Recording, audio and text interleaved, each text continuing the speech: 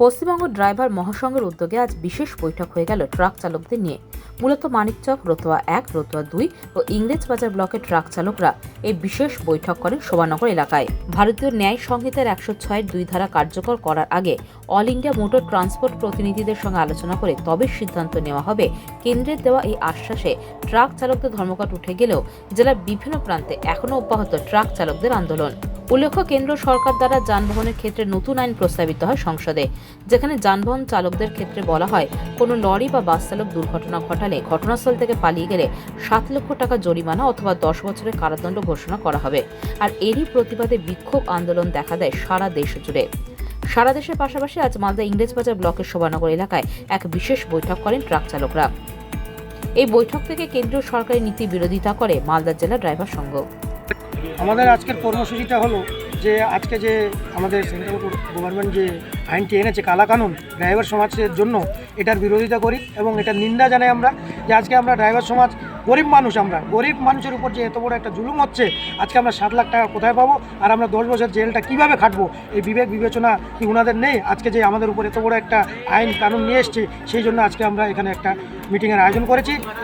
এই আইন আমরা কখনো মানি না এবং মানব না এবং আমরা কেউ গাড়ির স্টার্টিং ধরবো না। সরকারকে আপনারা কি বার্তা দিতে চাইছেন? সরকারকে এটা বার্তা দিতে চাই যে আমরা তো গরিব মানুষ, আমাদের উপর যে আইনটা আনা হয়েছে এটা আপনারা তুলে নিন এবং আমরা কখনো এই আইনকে সমর্থন করি না এবং আমরা তো কখনো রাজনীতি করি না, আমাদের কোনো জাতি ভেদাভেদ নেই, আমাদের একটাই জাত ড্রাইভার জাত। সে জায়গায় আমরা অনুরোধ করব সরকারের কাছে যে এই আইনটা আনা হয়েছে এই আইনটা যেন তুলে নেওয়া হয়, তাহলে কিন্তু আমরা পথে নামতে আবার বাধ্য হবো। এর থেকে আরও কঠোর পদক্ষেপ নেব। আপনাদের যদি আইন না মানে, আপনাদেরকে যদি না মানে আপনাদের দাবিটা, তাহলে কি করবেন? আমরা পথে নামবো, পথে নামবো, দরকার পড়ে আমাদেরকে তো জেল খাটতেই হবে।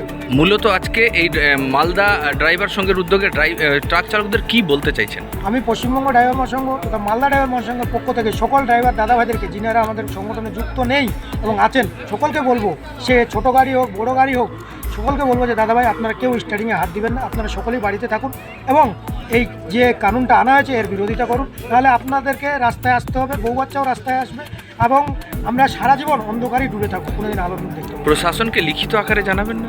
হ্যাঁ, প্রশাসনকে অবশ্যই আমরা লিখিত আকারে জানাবো এবং প্রশাসনকে আমরা লিখিত আকারে জানিয়েছি যে এই মিটিংয়ের জন্য, এবং আমরা আমাদের যে সরকার আছে মমতা দিদি, ওনার কাছেও আমরা লিখিতভাবে জানাবো এই ড্রাইভার সমাজের জন্য এবং আমরা এটার জন্য প্রয়াস করছি, করে যাব এবং লড়ে যাব যেই পর্যন্ত আইনটা না তুলে।